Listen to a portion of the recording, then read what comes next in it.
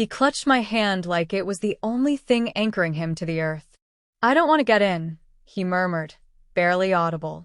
My chest tightened. "Why not, buddy?" I asked gently. His gaze, God, those eyes, were fixed on the back of the car.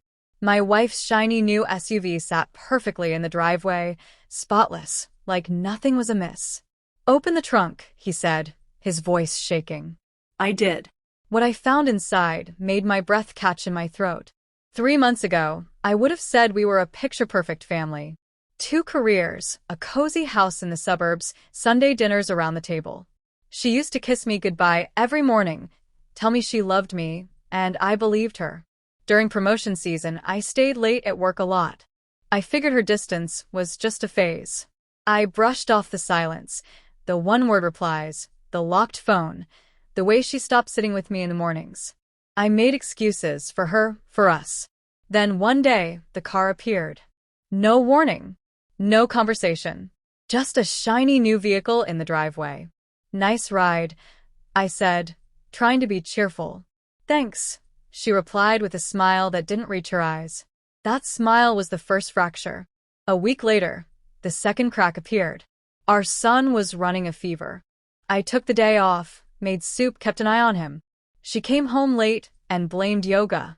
But her hair carried a scent I'd never worn. I didn't say anything. I just started watching. That's how I found out. A browser tab left open. A hotel key tucked into her jacket. A hushed phone call out on the patio. She was cautious, but I was quieter. I followed her once. Watched her wrap herself around him, a man with the same kind of car that was now sitting in our driveway. That car wasn't a dealership bonus. It was a token from him. I didn't yell. Didn't plead. I let the silence shield me. Revenge, I learned, isn't born of fury. It's born of clarity. First, I saw a lawyer. Quietly. Shifted all my premarital assets into a trust in my son's name. Locked tight. Then I unraveled her world. She hadn't worked in months, claiming she was focusing on family. In truth, she was bleeding us dry, luxury spas, work trips, lavish meals I never tasted. I cut the joint credit cards, froze the accounts. She called in a panic. "Something's wrong with the bank." "No," I said. "Everything's exactly right." Next came her lover. Married, naturally. I sent his wife an anonymous package, photos, receipts, times, places. I never saw her reaction, but I imagined it. That cold sting of betrayal, the slow, quiet fury I knew all too well. Within a week, his life was in ruins. She stormed in, livid, shouting that I'd ruined everything. "I know what you did," she seethed. I met her gaze. "So do I."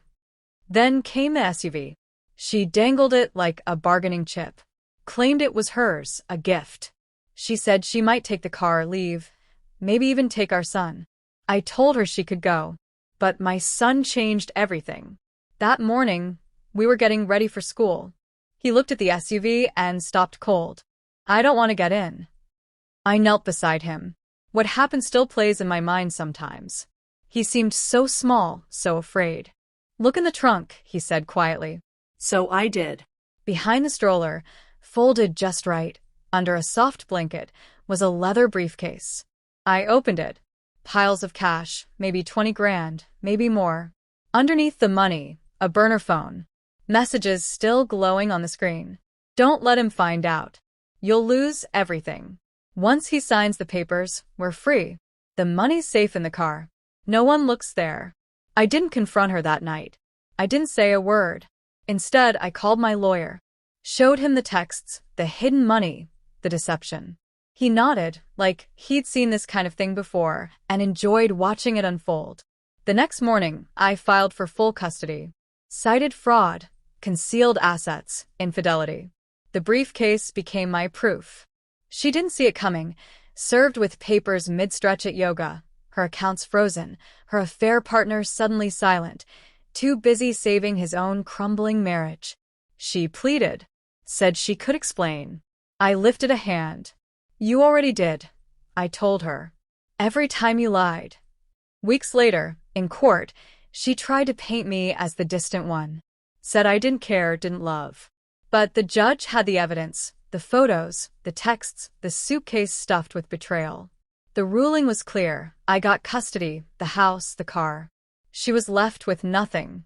Even her lover disappeared, retreating to his own family, his fake life. On the way home, my son looked out the window and asked, "Is she coming back?"